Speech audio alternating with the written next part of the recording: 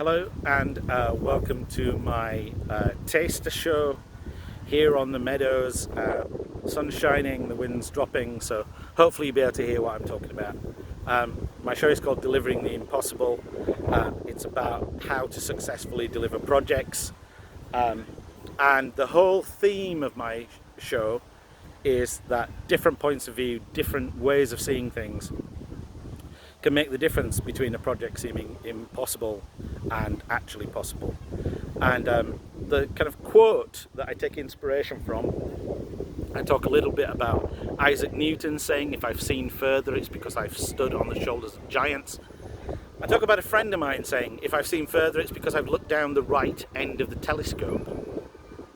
But the main inspiration that I draw for this talk and the book that's associated with it is the software engineering pioneer Alan Kay, who invented object-oriented programming. If you know about object-oriented programming,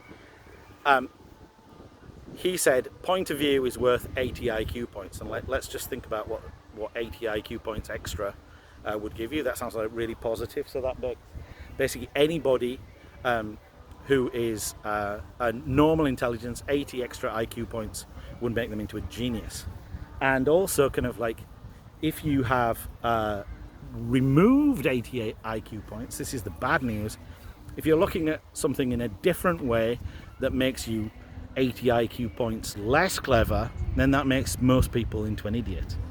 And in this second session that I'm going to talk about today, I'm going to talk a little bit about those ways of looking at projects which might make you into an idiot.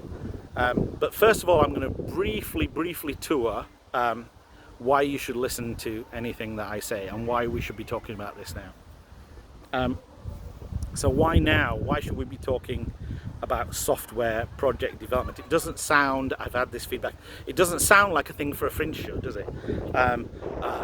I really, you might not believe this, but I really would like to have musical numbers and costumes in this show. If it had a venue, I would be trying to get musical numbers and costumes in it. But for now, it doesn't have that. It sounds a little dry. Why should anybody care about software? Well, the owner and initiator of Netscape, which was one of the first web browsers, like Chrome and Safari, is a chap called Mark Andreessen, and now he owns a fund that invests in all the kind of big tech companies in California and around the world. In 2010, he wrote a very interesting paper called "Software is Eating Everything: Why Software is Eating Everything." And what does he mean by software eating everything? Well, for example, I go to a lot of open mic stand-up comedy, and I listen to a lot of open mic stand-up comedians, and they talk a lot about dating sites and how they don't like dating sites, and how they wish that there was some better way of meeting people. But there seems to be this now dependence, or kind of like, certainly this is a huge influence, dating sites. In fact, some people, I've heard them say that other ways of meeting people are somehow improper, that dating sites are the only way that you should be meeting people. So this is software eating dating and romance, and to some degree sex as well, and also of course pornography on the internet has kind of devoured large chunks of sex. It's not just sex and romance. Television, Netflix. At the moment we've got this huge fight going on with SAG-AFTRA, the union for actors and writers, against Netflix and Amazon and Disney, etc. And this is a battle really about software. This is a battle because software has eaten television, and it's trying to devour those people. It's trying to make them servants of this software. So this is quite important. Other things that have been eaten by software: food. Fancy a takeaway? What do? You use Deliveroo, or you use Just Eat, one of those kinds of things. Taxis and transportation with Uber. Politics. What the hell happened in 2016? What happened there with Donald Trump and with Brexit? Was that something to do with the Facebook algorithm? It looks like it was. What's going to happen in politics now that we can generate using AI all sorts of spurious information? So this is kind of really an important aspect of the world that we're living in that you might not want to deal with, but it is true. Your world is being eaten by software. And so the thing when I've been pitching this, when I've been handing out flyers for this, I've talked about strong enough to blow it away.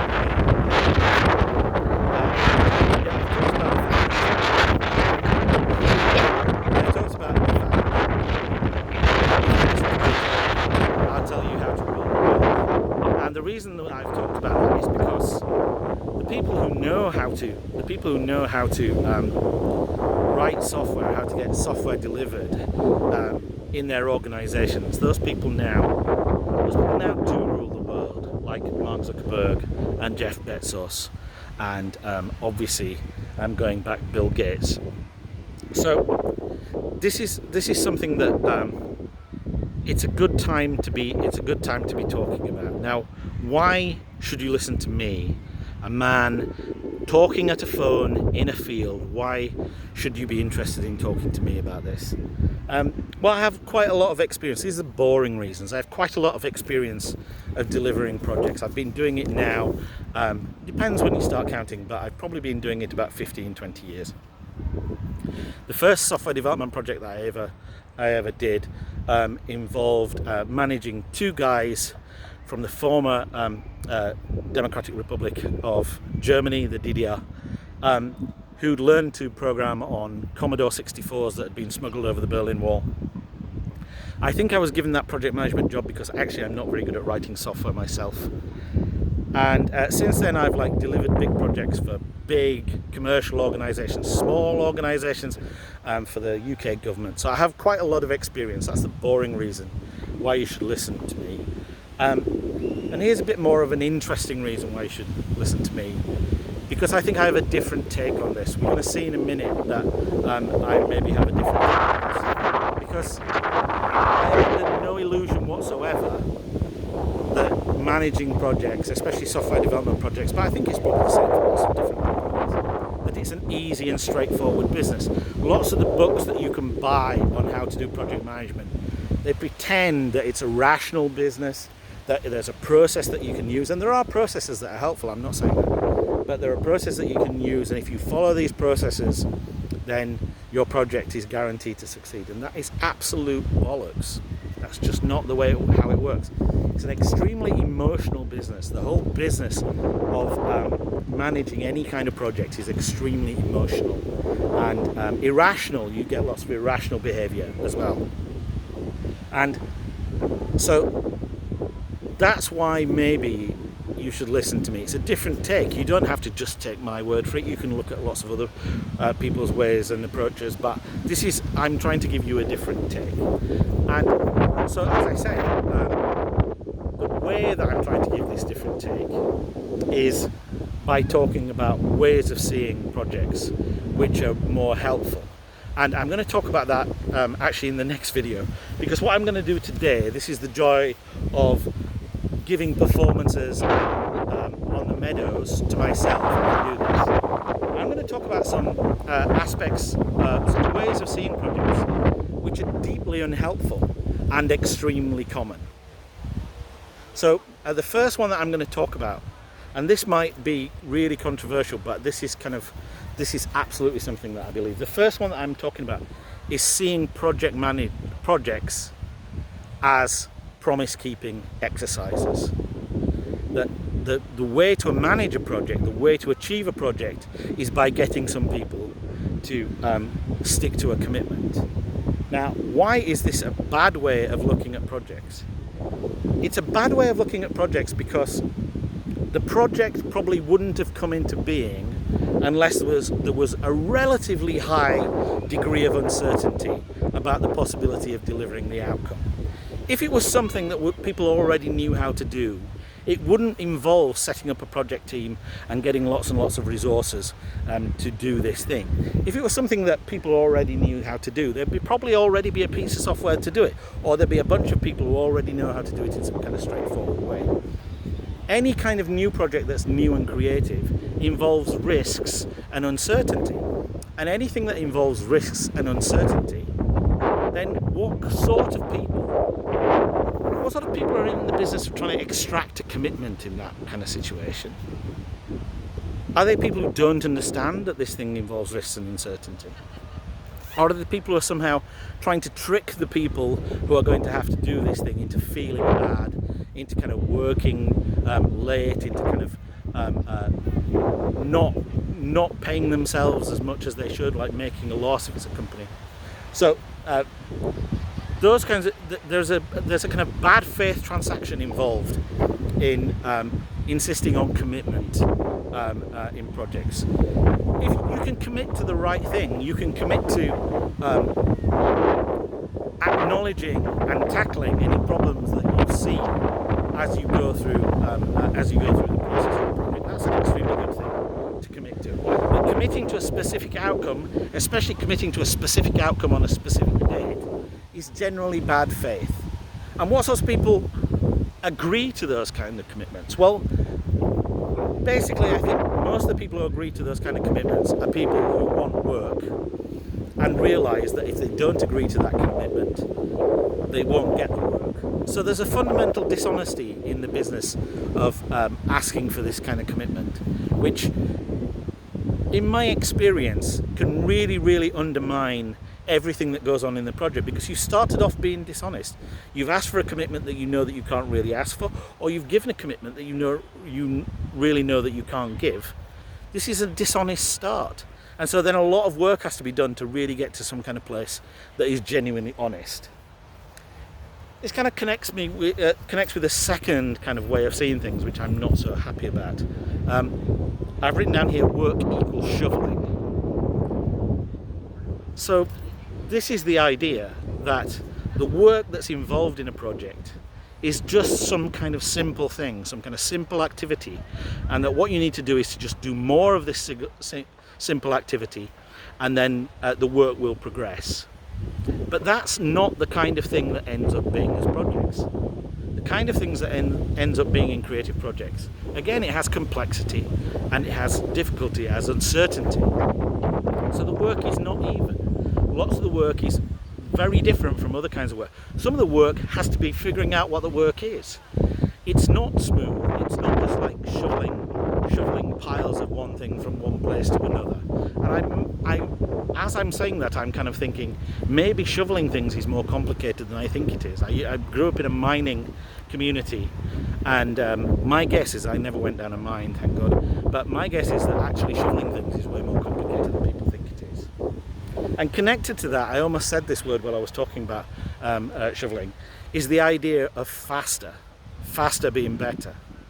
So I was just talking to somebody, one of the audience members in the previous talk, and I was saying that I'd seen something on LinkedIn where somebody was saying that you should always be asking in every meeting, how can we be going faster?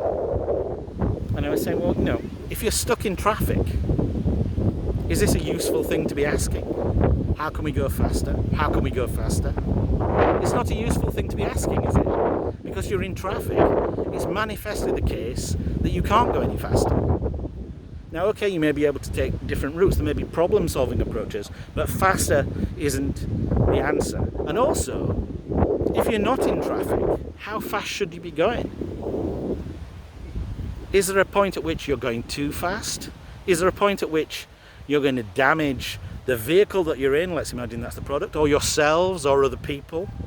Fast by itself isn't that useful as a notion, but you'll hear people talking about it all the time. And I think maybe that's connected to this idea of work being shoveling, because obviously you want to solve the problems, but some problems take time, some things take thought. So the idea that you're always asking to be going faster is a deeply troubling one.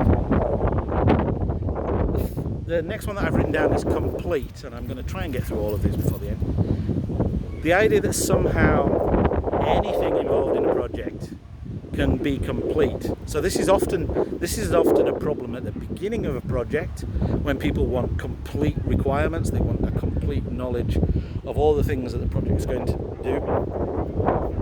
This is often a problem at the end as well, when there's some kind of expectation of completeness when the thing is going to be done.